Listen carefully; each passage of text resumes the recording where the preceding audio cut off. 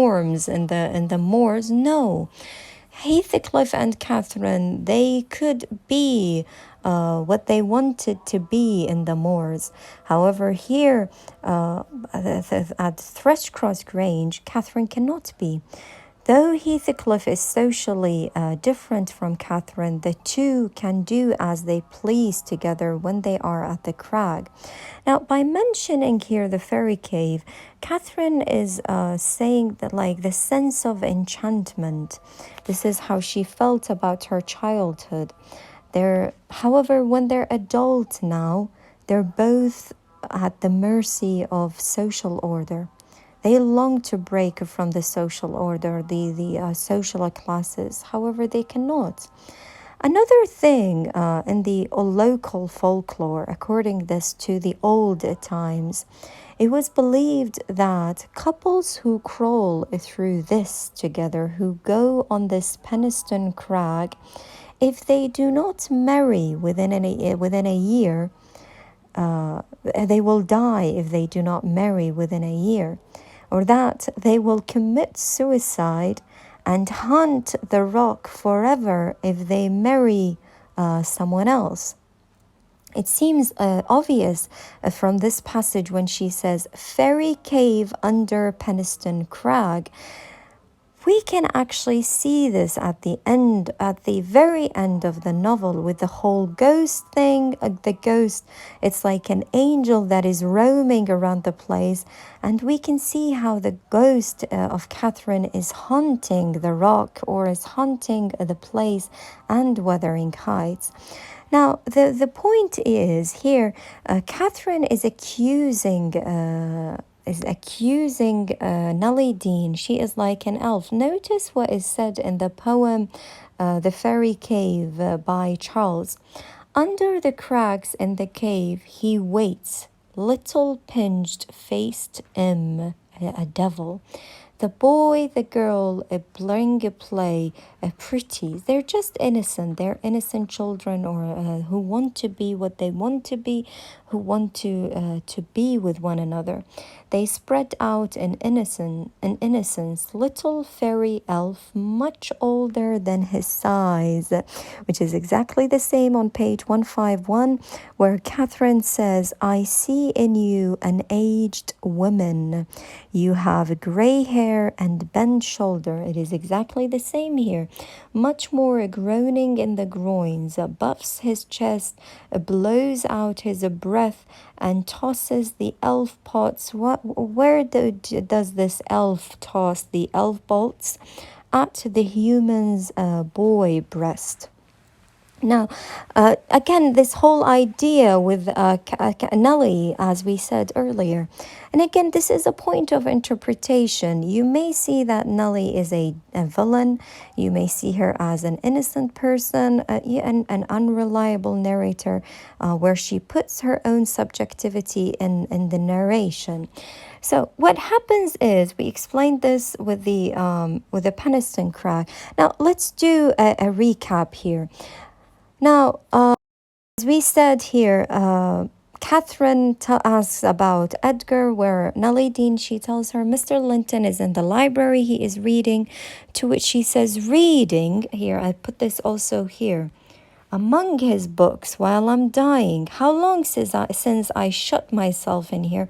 3 days, but the master does not fear that you will die of hunger.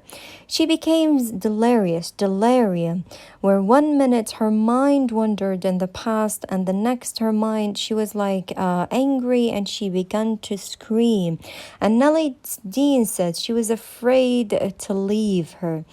Now, Catherine here, I believe it's on page 149, she says that, I don't think that Edgar loves me anymore. I don't think you like me, Nellie. How strange. I used to believe that no one could hate me, even though they hated each other. Now everyone is my enemy. Catherine became ill with fever, and her behavior became wild. She had made herself ill. She cannot distinguish now what is real, what is not real. She thought she was a child again. She was frightened. And on page 151, where the black press here, the black press, where is that? I asked. You are talking in your sleep. It's against the wall, Nellie, as it always was. It does appear odd. I see a face here. Now, the black press here, it turns out to be a mirror. Catherine here, she feels that looking at the mirror, she cannot recognize her own reflection in the mirror. She does not see, she cannot notice or recognize what she sees in the mirror is Catherine Linton, to whom she does not want to be that. Afraid, she tells Nellie that it is a ghost. Afraid that it is a ghost, she makes Nellie to cover that mirror. Catherine sees in the mirror an image of who and what she has really become in the world's terms, Mrs. Linton, the lady of a Thrushcross Grange, to which on page, we will read it on page 1553, she says, like, I am an exile now. I do not want to be the wife of this outcast, the stranger, Mrs. Linton. She does not want to be Edgar's wife anymore. Now, notice what she says. Oh dear, I thought I was home. I thought I was lying in my chamber at Wuthering Heights. So here, what is that? She wants to go back again. She wants to be free again. She wants to remember. She is starting to remember her old time. Now, as if she cannot retell or recognize what happens after this, the pillow, the elf bolts and everything. Catherine here, she starts to be even more delusioned. She starts to see herself, a reflection of herself in the black press, the mirror. So Catherine here, she feels that she is lost without Heathcliff. She cannot recognize her own reflections in the mirror. So she's afraid that it is a ghost. She makes Nellie cover it. Catherine sees in the mirror. Now, we sense that the reason why she is afraid and she does not want to look at her reflection in the mirror, because the image now she sees in the mirror is the image who she really became in the world, who is Mrs. Linton, the lady of Catherine of the Thrushcross Grange. Do you remember in chapter 9 where she said, he will make me the most famous lady, and I will be proud of having such a husband. However, now, when she looks at her reflection in the mirror, she does not want to look at what she sees. She tells Nellie that she thought that she was a child again, and so she was frightened of her own face in the mirror. She did not know who she was. And Nellie says when she tried to leave the room to get her husband, she cried out and called me back, to which he held me tightly. Now on page 153, Catherine here, she describes the situation. She tells her, I pondered and worried myself to discover what it could be. And most strangely, the whole last 7 years of my life, it grew a blank. But before that, she said, as I lay there, my head against the table leg and my eyes dimly. What were her eyes? She enclosed them, and she started to feel that she was back again in the oak-paneled bed at home. Now, why the oak? The oak, as we shall see on chapter 14, it is a very beautiful symbol of home, of protection too. She says, my heart ached with some grief, a great grief, which just waking I could not recollect. This is on page 153 by the end of the page. I pondered and worried myself to discover what it could be, and most strangely, the whole last 7 years, 7 of years of my life, it grew a blank.